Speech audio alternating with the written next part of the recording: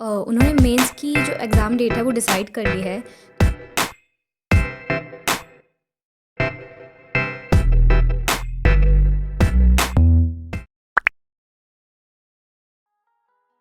Hello everyone, नमस्ते, welcome और welcome back to my channel. I hope आप सभी बहुत अच्छे होंगे और कल के एग्ज़ाम के लिए बिल्कुल तैयार होंगे।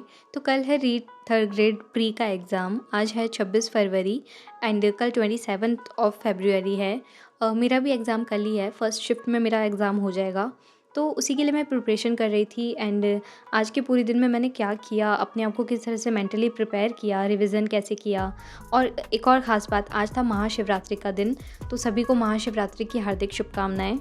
आई होप आप लोगों ने अच्छे से पूजा वूजा की होगी, शिव जी को थोड़ा सा मक्खन लगाया होगा अपने एग्ज़ाम के लिए। तो कुछ पॉजिटिव एनर्जी थी जिसकी वजह से दिन काफ़ी अच्छा गया मेरा। मैं मंदिर भी गई थी, मैंने रिकॉर्ड नहीं किया वो। एंड उसके बाद में आज व्रत था तो खाना वाना नहीं खाया था, तो थोड़ी एनर्जी भी थी, इस वजह से मैं अच्छे से रिवाइज़ भी कर पाई चीज़ों को।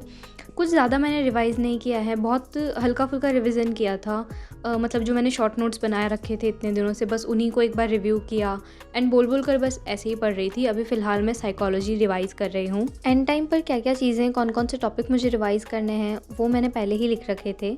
तो आज के दिन में बस छोटा मोटा रिविज़न करना था, बहुत ज़्यादा ऐसे माइंड को प्रेशर नहीं देना था। एंड इसी वजह से मैंने कुछ हल्का फुल्का ही रिवाइज़ किया। और उसके बाद में थोड़ा बहुत मम्मा की हेल्प भी करी थी किचन में खाना वगैरह बनाने में। और पढ़ाई के साथ थोड़ा बहुत, मतलब अगर छोटा मोटा काम कर लेते हैं तो थोड़ा माइंड फ्रेश हो जाता है इस वजह से।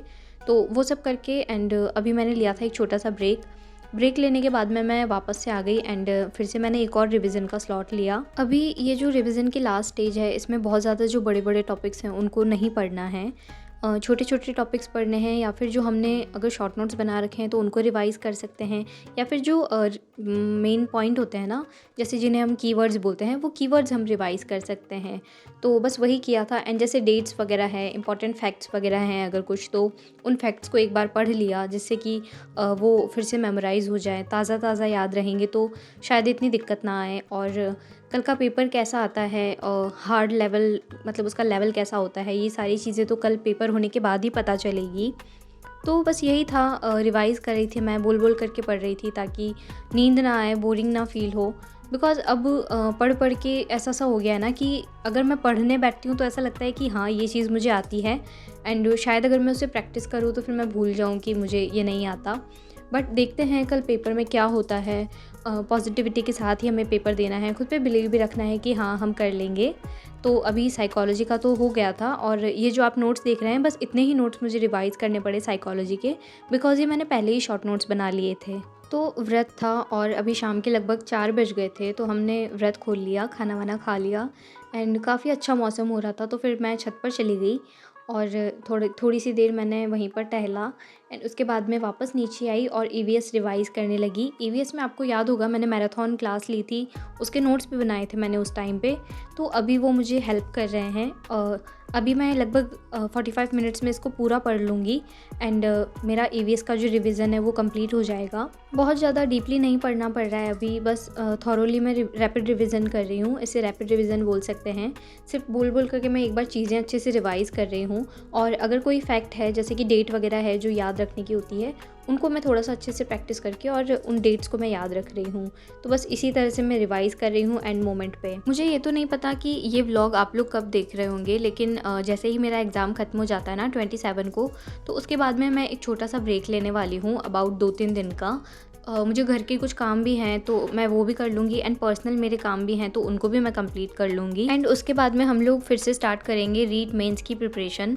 तो उसके लिए स्ट्रेटजी क्या रहेगी, क्या प्लान करना है, कैसे करना है, ये सब हम डिस्कस करेंगे। और डिटेल में मैं इस पे एक वीडियो भी बनाने वाली हूँ। इससे रिलेटेड मैं एक सीरीज़ लाने की सोच रही हूँ, यानी कि एक ही वीडियो में सारी चीज़ें ना बता करके मैं इसके लिए एक प्लेलिस्ट बनाऊंगी जिसमें पॉइंट वाइज सारी चीज़ें नोट होगी। तो जिसको जिस चीज़ से रिलेटेड वीडियो देखनी होगी वो उस प्लेलिस्ट में जा कर के एंड देख सकता है, उसको सारी वो एक ही बड़ी वीडियो देखने की ज़रूरत नहीं पड़ेगी। तो इस तरह का कुछ मैंने प्लान किया है एग्ज़ाम ख़त्म होने के बाद में। तो वापस से पढ़ाई तो स्टार्ट करनी ही है, और ज़्यादा से ज़्यादा कितना मान सकते हैं हम कि अबाउट 6 महीने मान लो। अगर हम मान कर के चलें कि अप्रैल में रिज़ल्ट आ जाता है, तो भी अगस्त या फिर सितंबर तक एग्ज़ाम होने की संभावना हो सकती है। आई मीन 6-8 महीने से तो ज़्यादा क्या ही लेंगे एग्ज़ाम करवाने में। तो आप तो ये मान कर के चलो कि हमारे पास सिर्फ 6 महीने हैं, एंड जितनी तैयारी हमने कर ली है वो तो ठीक है, बट जिन्होंने बिल्कुल तैयारी नहीं की है, जो बिगनर्स हैं, जिन्होंने रीड फर्स्ट टाइम दिया है एंड मेंस भी पहली बार देने वाले हैं, तो उनके लिए भी थोड़ी बहुत हेल्पफुल टिप्स मैं शेयर करूँगी एंड अपना एक्सपीरियंस शेयर करूँगी। तो ये सारी चीज़ें हैं जिनको हम आने वाले वीडियोस में देखने वाले हैं। तो चाय वाय पीने के बाद में मैंने लैंग्वेज का थोड़ा सा रिवीजन किया, उसमें मैं थोड़े से उदाहरण वगैरह देख रही थी, उनमें मैं कभी कभी कन्फ्यूज़ हो जाती हूँ, तो मैंने सोचा एंड टाइम पर उनको देख लेते हैं। और उसके बाद में मैं छत पर चली गई। मुझे सनसेट देखना बहुत पसंद है, ये टाइम मेरा फेवरेट टाइम होता है शाम का, तो बस मैं सनसेट इन्जॉय कर रही थी। और अब मैं आपके साथ शेयर कर रही हूँ अपना आउटफिट जो मैं कल पहनने वाली हूँ। ये पैंट्स हैं और टी शर्ट है, एक बिल्कुल सिंपल सा। ब्लैक पैंट्स हैं जिसमें कोई चेन वगैरह नहीं है एंड कोई भी पॉकेट वगैरह नहीं है, सिर्फ एक बटन दिया हुआ है, और बिल्कुल ये सिंपल सी पैंट है।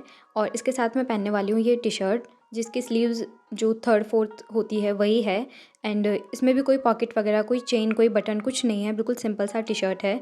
तो यही आउटफिट है जो मैं पहनने वाली हूँ, और मोस्टली मैं इसी आउटफिट को सारे एग्ज़ाम्स में पहनती हूँ।